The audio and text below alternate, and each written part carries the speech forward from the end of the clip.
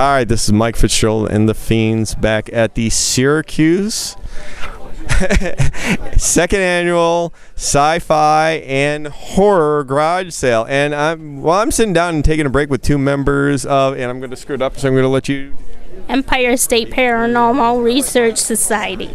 And I had seen you before. What was that? What was the event we saw you at? Moravia.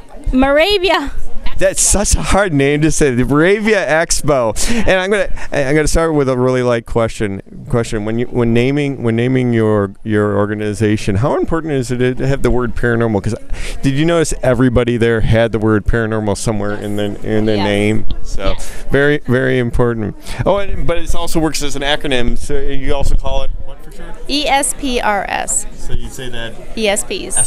Espers. Cool. All right. So does that lend towards the scientific aspect of what you're doing? Right. We do a lot of science. We take a scientific approach to our investigation. It means we go in and debunk a lot of things. Now, do you feel that's something that may set you apart from other organizations or investigators, the scientific approach? Yes, because we use a lot of the equipments and stuff. We even go old school with 35mm cameras, baby powder. We use a lot of the technical stuff. Like we have a spy game. Yeah. Spy game toy that we use. We also do historical research on the area, and we use architecture, we use the land, we use everything in it, which a lot of them don't. We go from the backside with history and throw that in there, because a lot of times history is tied to the land, to the house, and to the people. Okay. Now, we were talking about the possibility of joining your organization. What do you look for in potential new members? You must be committed. That's the big thing. And transportation, because we go all across the state. We investigate from all the way to Binghamton, all the way up to Watertown, Buffalo, New York. Is there any skill sets that you find appealing in a new member?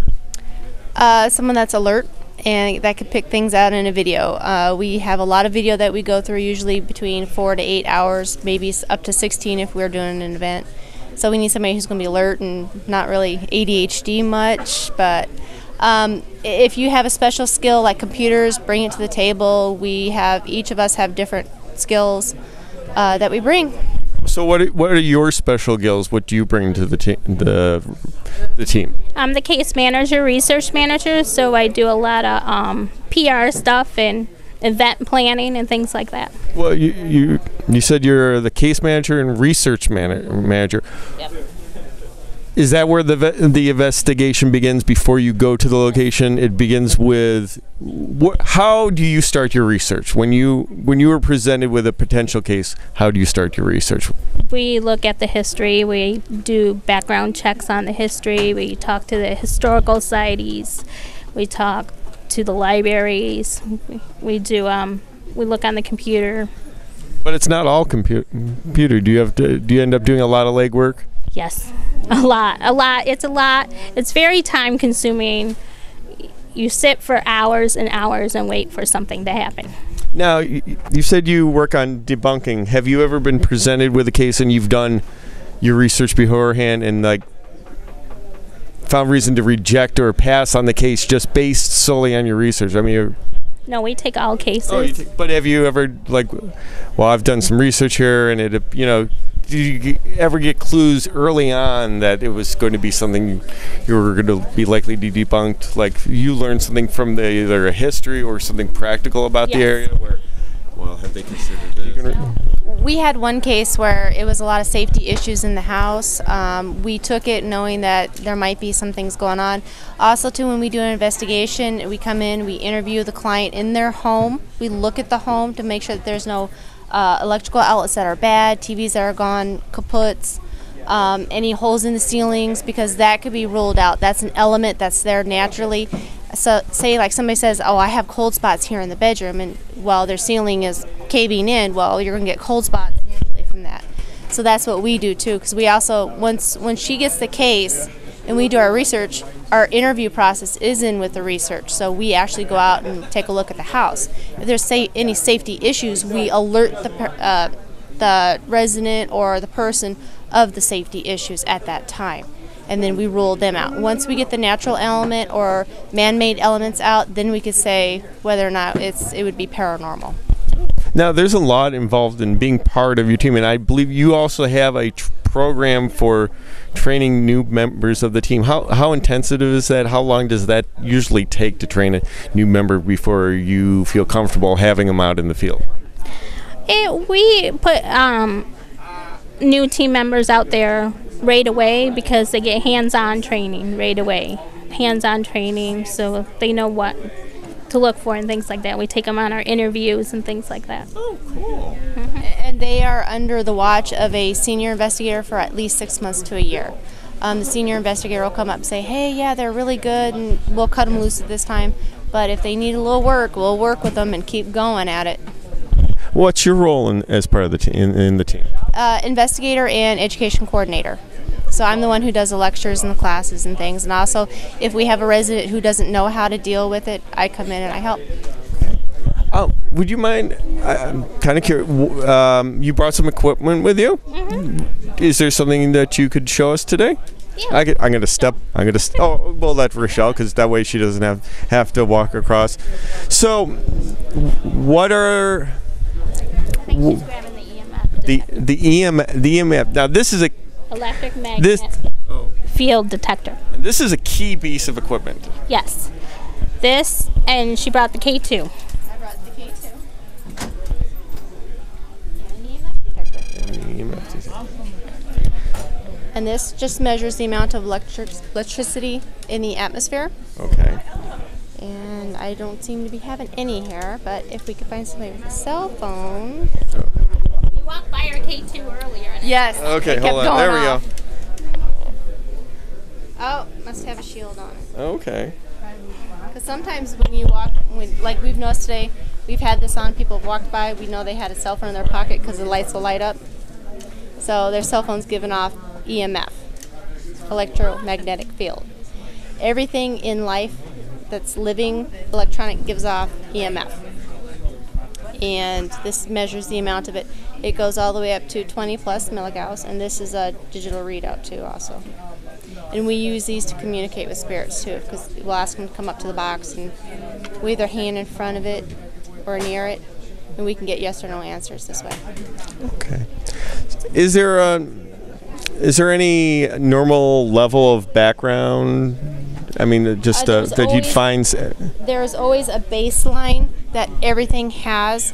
When you go in to start the investigation, we'll usually do an EMF sweep and find a baseline. That means just running it near the wall, near the outlets, near refrigerators, microwaves, TVs, any electronic gizmos and gadgets like the Xboxes, PlayStations. We run it along there too, because we want to make sure that if we have a spike, that we know exactly where it is and how that field has already been established.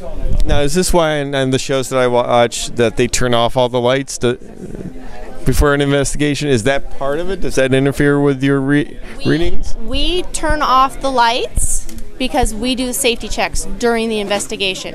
So if somebody has a faulty outlet and we get it during the investigation, we get a hit, a high EMF, at that point we can say whether or not it's paranormal or natural. If it's natural, then we rule it out and it's not paranormal.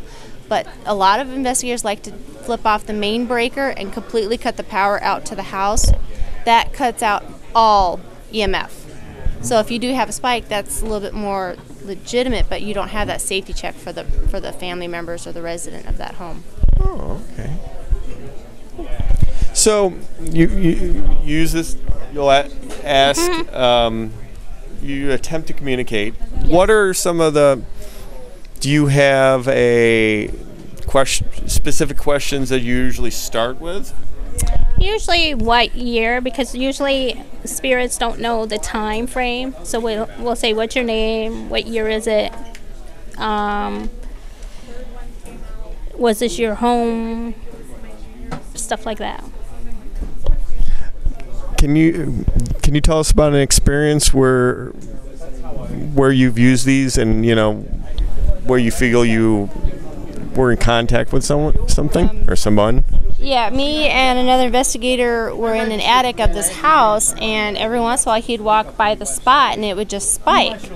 And I was sitting on the floor and he would be, of course, walking, and we were asking questions, but it wasn't responding to the corresponding questions. It wasn't lighting up for a yes and it wasn't blinking for a no. So he sat down, and I'm like, well, wait a minute, hold on. And I asked him to run it down. We were running it down, and I said, this is an attic. They're going to have wiring underneath the floor. So we ran it across the floor in several different directions, and it converged to the one spot. Well, the one spot happened to have a hole, so we shined the flashlight underneath there because it was reading high EMF field. We even had a one that had a digital readout on it, and it was up into the 14.0 milligauss. That to us was a little too high. We shined the light, and there was old knob and tube wiring, old Romex, that was faulty. That was giving off EMF. And we thought we were in contact with something, but a little bit more investigation, a little calm down of the nerves, we found out it was the wiring in the attic. But the residents of the house were getting the feeling that they're being watched. They're just getting edgy type feels up in that attic, and they shut that attic room off. Well, we found out why. It's because they're sensitive to the EMF in the attic. Is there another piece of equipment that you want? Actually, I have a laptop computer which we use for some of the EVPs. Mm-hmm. Wait, hold on. Wait, the K2 sometimes. K2 sometimes sets it off. I wonder. Unless I'm just high. Oh, wait. Ah, there you go. No. Are you getting it? Okay, cool. Oh. Yeah. No. Oh, it went out for us, huh? Spots. Yep. We use laptop computers for the EVPs, pictures. We use digital cameras, just regular digital camera, 35 millimeter. We download pictures. Full spectrums. We also have ghost radar, which Wait, what's ghost? Wait, I want to share. I kind of want to go back. What's ghost radar? Are you familiar with that? Yeah, it's just for entertainment purposes only, but it's kind of fun to play with every once in a while. It's like a spirit box, yeah. What's a spirit box? A spirit box is where they do white noise. You bring in white noise. Like those things they use to scan sleep? radios, yes. Yep. Okay. So, and a ghost box picks up words sometimes, scanning the radio. But you say you only use that for entertainment purposes only? There are some groups that take that a little more seriously than you might. And yeah, we haven't really found anything reliable off of it yet, but we never know. We might get the one. Yeah. And that's just a difference. That's just a difference in philosophies amongst different teams. Right. Do you find that that is common, that each team seems to have its own philosophy or they're working on investigating their own theories? Yes. What theories do you feel that your team might have that set you apart in that way? I mean, you're not heavy into the spirit box, but what theories are you investigating or are you considering that you think sets your team apart? I think the scientific approach. We use basically what we collect through our tools or personal experience rather than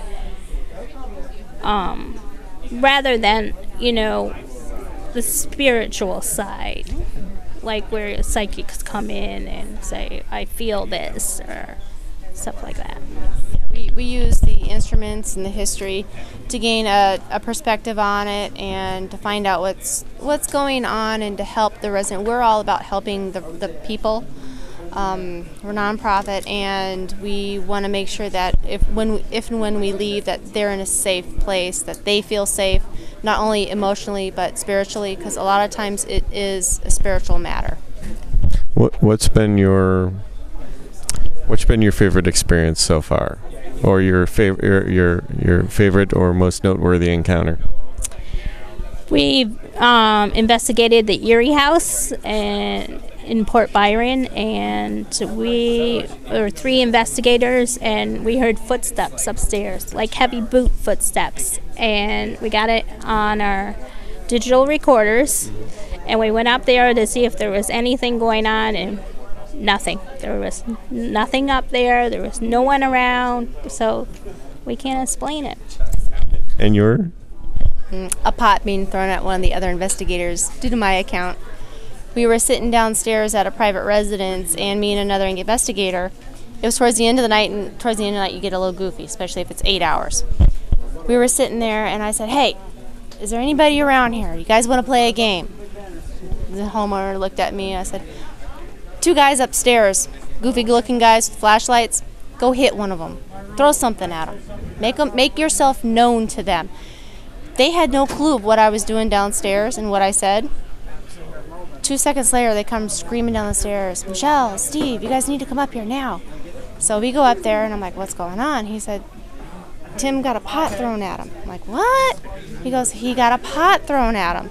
And I'm looking at the other investigator going, "Did this really happen? You guys messing with me?" We go upstairs, come to find out at the same time I was saying it, they were getting a tornado-like cold spot, and the curtains kind of flew up, and when Tim turned around, a potted plant was thrown at him. It was heavy, very heavy.